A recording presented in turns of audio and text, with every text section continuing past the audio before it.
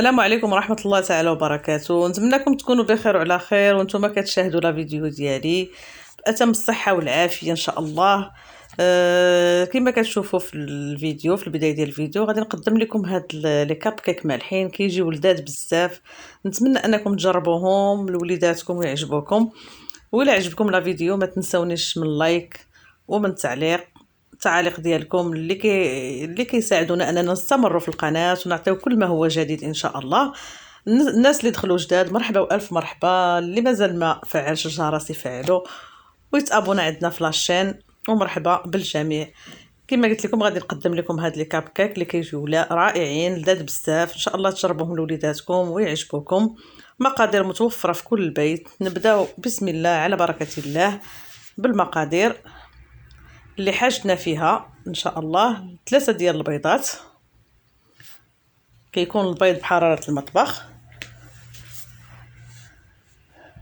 شويه الزيتون خضر، شويه ديال الفرماج محكوك، 3 ديال الفرماجات مثلثين. هنا عندي فلفله حمراء، الا كانت عندكم فلفله حمراء نص فلفله حمراء ونص فلفله حمراء شحروهم في شويه ديال زيت الزيتون، شويه ديال البزار، الملحه وبودره الثوم، علبه ديال الطون، كاس ديال العنبه ديال الحليب، نص كاس ديال العنبه ديال الزيت. بالنسبه للتوابل كنحتاجوا البزار، الملحه، شويه ديال بودره الثوم، الزيتون كحل مقطع، طحين على حسب الخليط، واحد يكون مغربل، وواحد الساشيه ديال الخميره ديال الحلوى. هنا عندي ساشي ديال الخميره من وزن 8 غرام.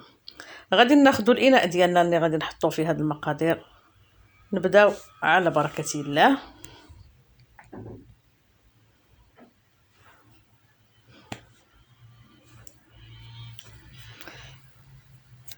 ناخذ الاناء ديالنا غنوضعوا فيه 3 ديال البيضات وغنحاولوا نطربوهم مزيان. حاولوا تختاروا شي بيض يكون كبير باش يعاونكم في هذه الوصفه هذه، ويكون بدرجه حراره المطبخ.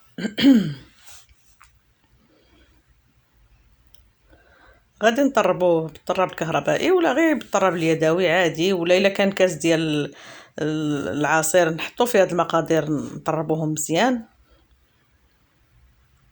غادي نضيفوا لهذا البيض هذا بعد ما طربناه، غادي نضيفوا نص كاس ديال الزيت. هنا بالنسبه للزيت يا اما نديروا زيت الروميه يا اما نديروها مخلطه زيت بلديه ولا زيت الروميه بجوج، كيبقى داكشي على حسب الاختيار وعلى حسب المتوفر. نص كاس ديال الزيت، من بعد غادي نضيفوا الكاس ديال الحليب. هنا قياس ديال كاس ديال العنبه،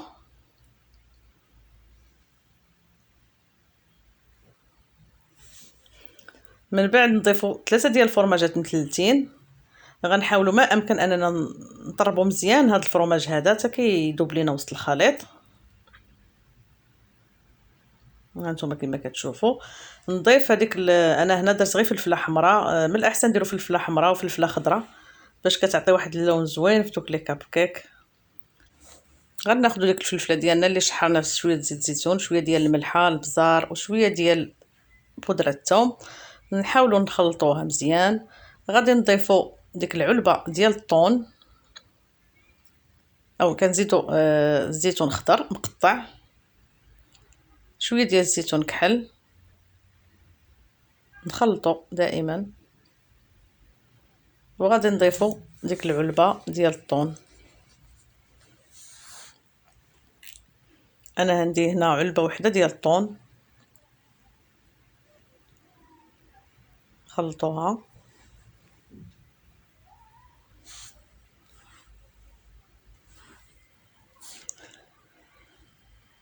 هنايا غادي نضيف التوابل. هنا بالنسبه للتوابل انا درت شويه ديال الملحه، شويه ديال البزار، شويه ديال بودره الثوم. الا كنتو باغي نضيفوا شي اضافات اخرى بحال الخرقوم، بحال شويه ديال لاصوص صوجا، داكشي كيبقى اختياري ديالكم على حسب الذوق ديالكم. انا اكتفيت بهاد التوابل هادي، جاو في المذاق زوينين بزاف.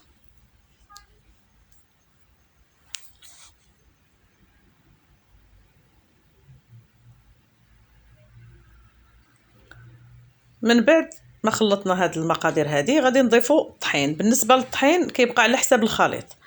هنا انايا كانت عندي هنايا تقريبا شي 2 كيسان ديال الطحين فورس اللي كنت ديجا مغربلاه. غادي نضيفوه بشويه بشويه حتى كنوصل لداك القوام اللي انا بغيت في هاد لي كاب كيك. نحاولوا نحركوا غير بهاد الطراب اليدوي.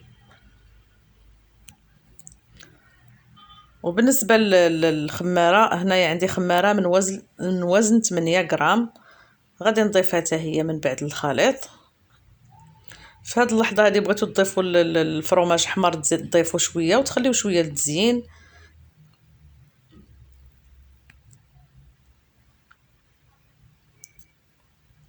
نضيف الخماره اللي غتكون غنغربلوها باش ما يبقاوش دوك الكبيرات ديالها.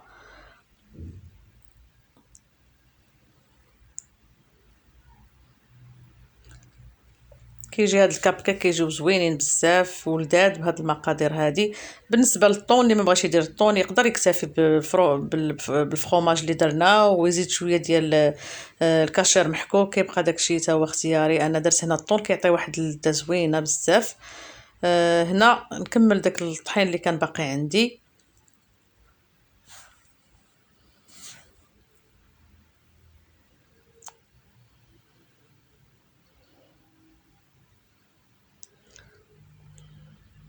حتى كنجمعوا داك الخليط كامل كيكون القوام ديالو بحال هكا.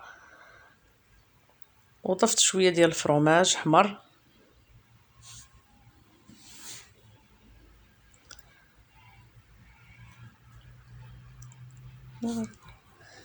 غناخذوا ليمون اللي غادي نديرو فيهم هذا الخليط هذا. غنحاولوا نعمروهم على حسب القياس اللي بغيتو. الا ما بغيتهمش يجيو طالعين بزاف كديروا 2 ديال المعالق كبار.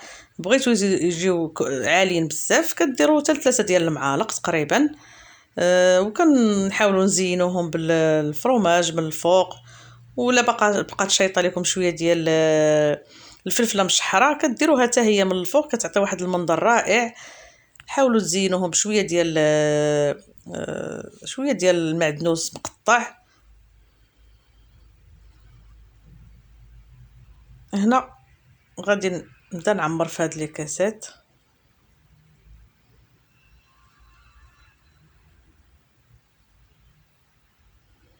كما قلت 2 ديال المعالق تقريبا. ونزين بالفرماج بالزيتون كحل مقطع. وكنكون شعلت الفران ديالي كيسخن كندخل هاد ليمون هادو.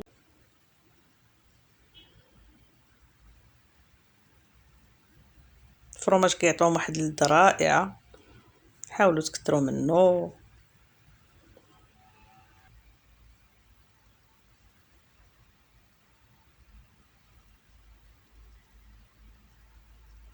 وندخلوهم يطيبوا كما قلت.